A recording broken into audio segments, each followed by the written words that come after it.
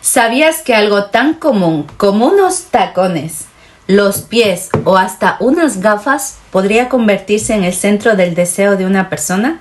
Hoy en el Gabinete Psicoanalítico Palma vamos a hablar de un tema intrigante y desconocido por muchos, el fetichismo, una parafilia que se caracteriza por la atracción sexual hacia objetos o partes del cuerpo que no son genitales. Pero ¿cómo saber si esto es simplemente una preferencia o un problema? Te invito a quedarte hasta el final de este vídeo. ¿Qué es el fetichismo? El fetichismo es una atracción sexual hacia objetos como ropa, zapatos o incluso partes del cuerpo que no son genitales, como los pies, las manos, etc. Estos objetos no solo son decorativos, son el centro del deseo. Por ejemplo, alguien podría sentirse profundamente atraído por los pies de su pareja o por el olor a cuero de una chaqueta. En esos casos, el objeto fetiche no es solo un accesorio. Este accesorio se vuelve esencial para su excitación. ¿Cuándo es normal y cuándo no? Muchas personas tienen preferencias o fetiches y eso no tiene nada de malo.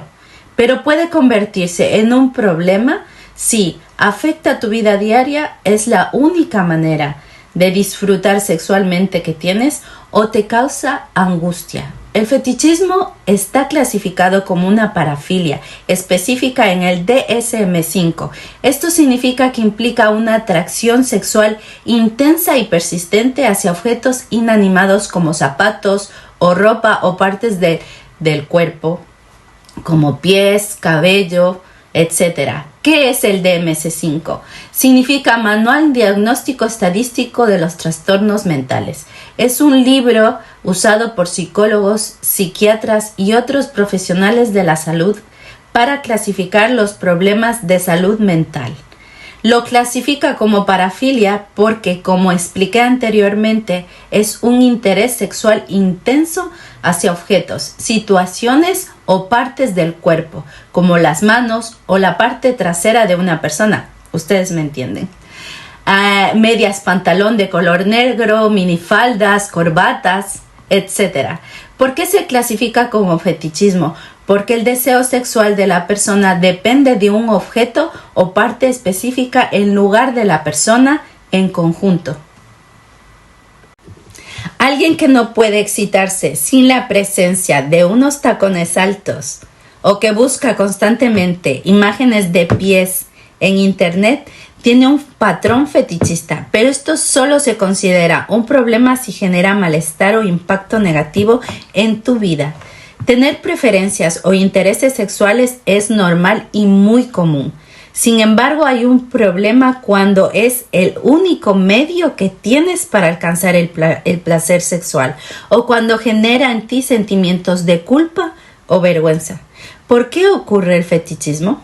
Freud propuso que el fetichismo surge como un mecanismo de defensa frente a la angustia de castración.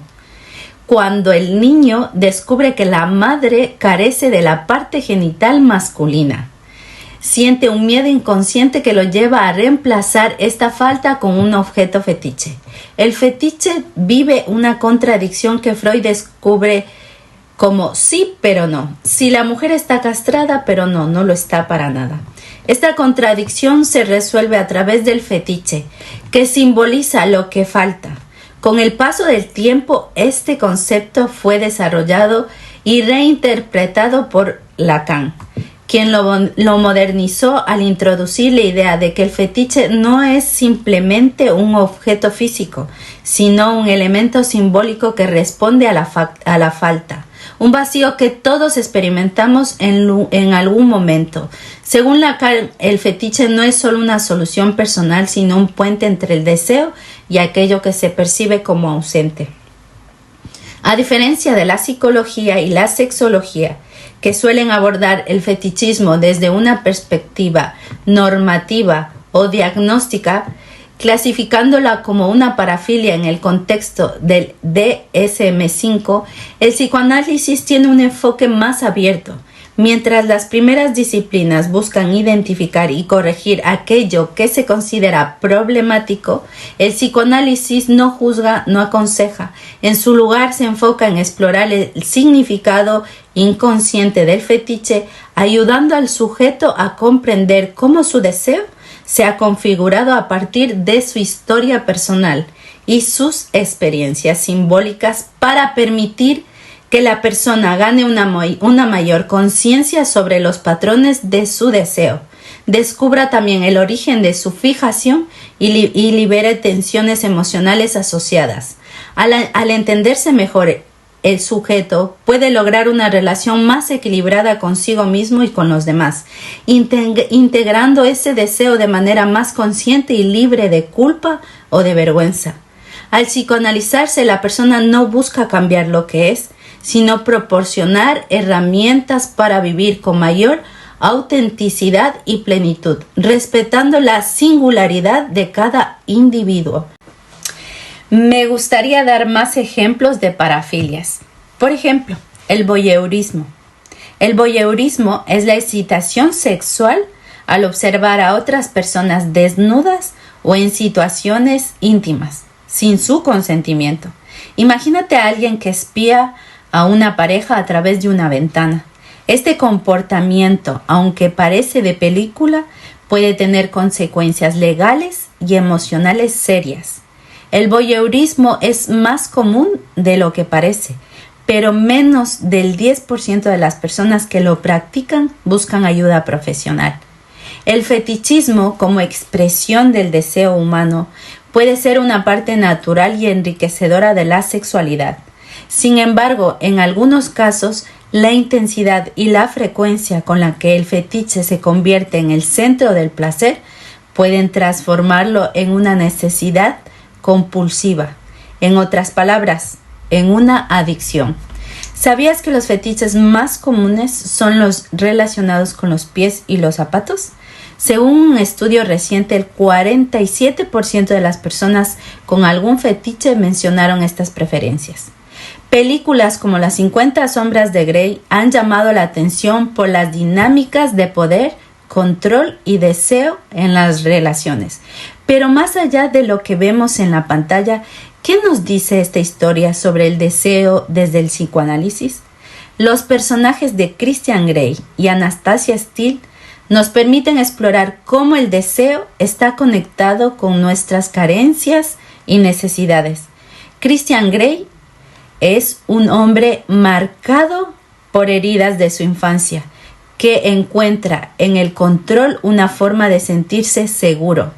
Necesita tener todo bajo reglas claras y límites estrictos para evitar que algo lo desestabilice. Desde el psicoanálisis esto puede entenderse como una manera de protegerse de su miedo a perder el control o enfrentarse a la vulnerabilidad. Por ejemplo, el contrato que propone Anastasia refleja su necesidad de mantener todo bajo control, como si esas reglas fueran la única forma de organizar su deseo y evitar sentirse amenazado.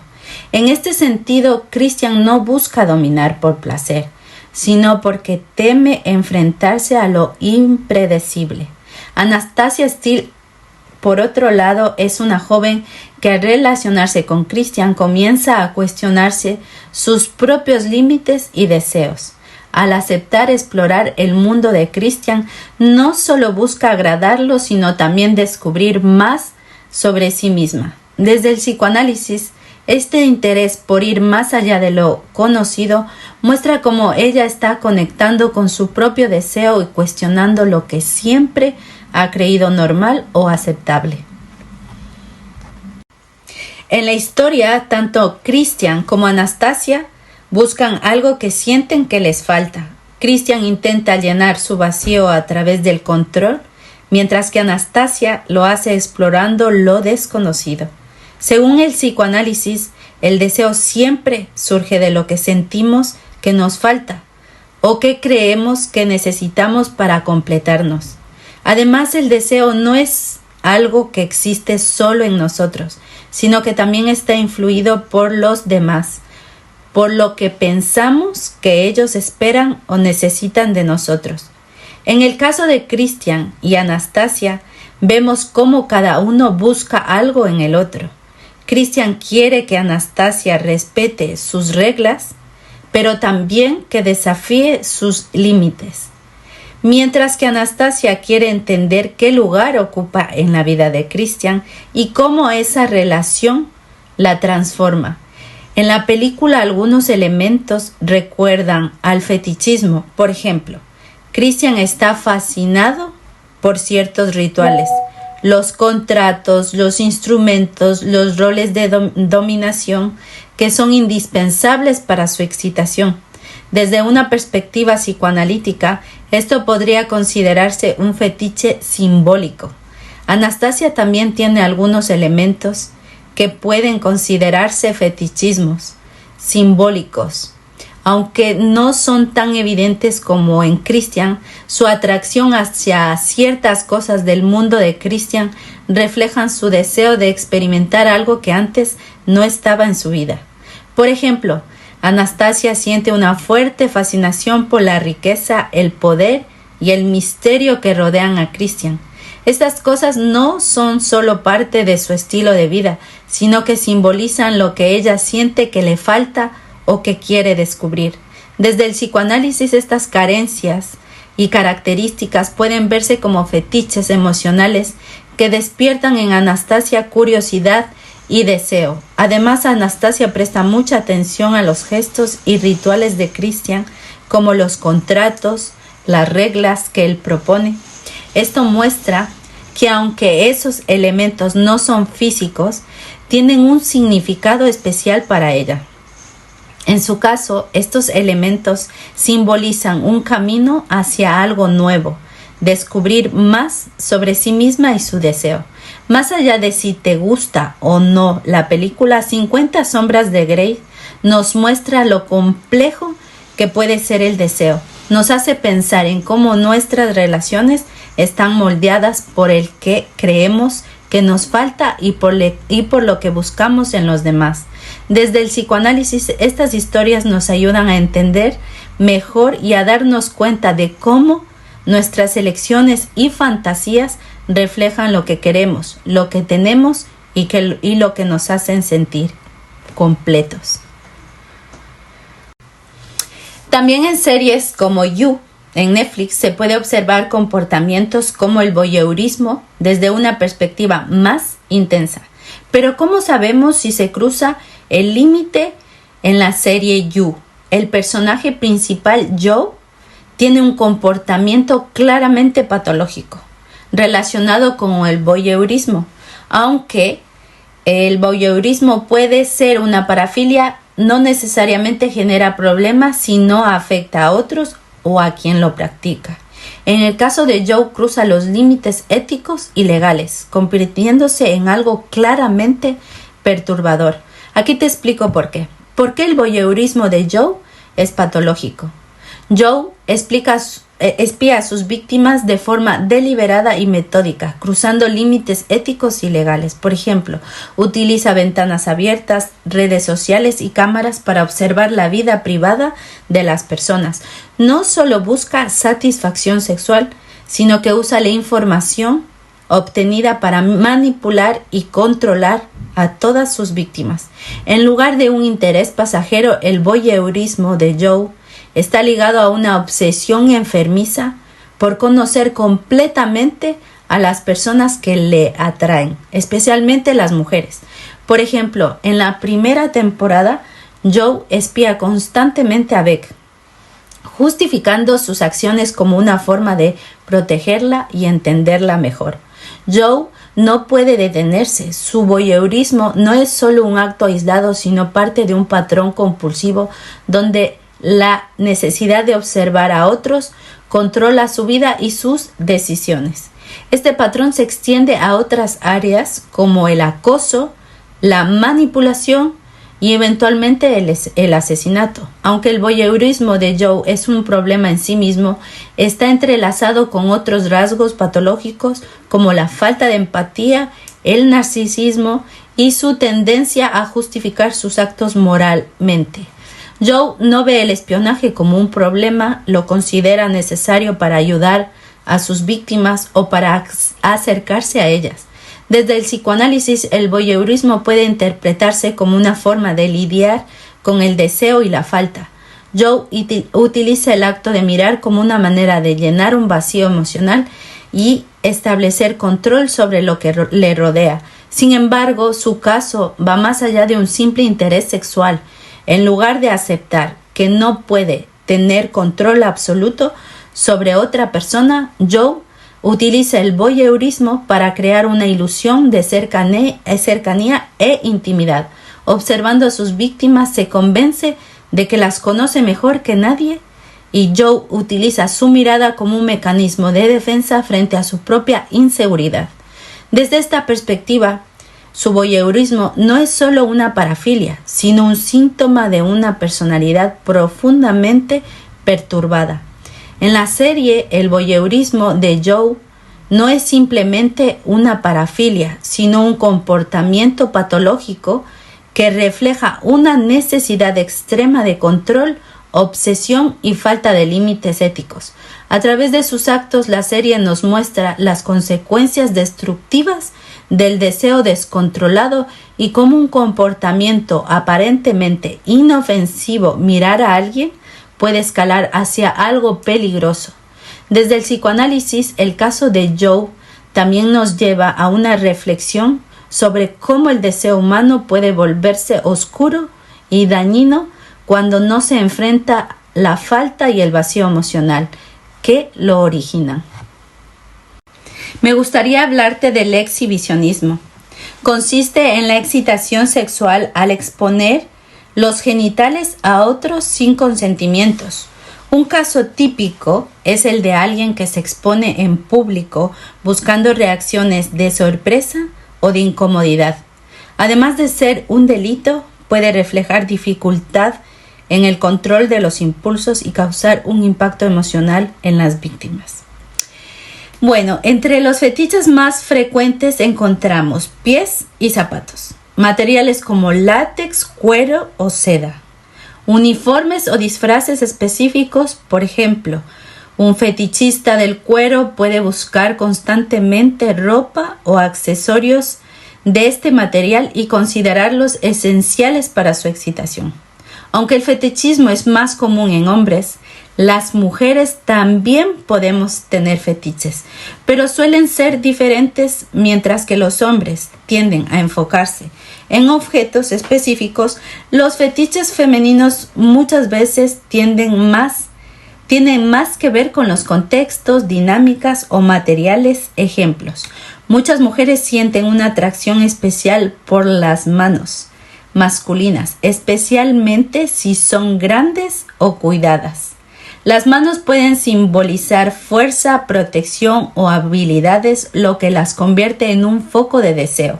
Otro fetiche son las voces graves, profundas o rasposas, que perciben como seductoras y dominantes. Este tipo de voz puede despertar un deseo relacionado con la seguridad y la autoridad. Las barbas o el vello facial bien cuidado también pueden ser un objeto de deseo. Esto se relaciona con una percepción de masculinidad o madurez. Algunas mujeres sienten atracción por cicatrices lunares o marcas específicos en el cuerpo de una persona.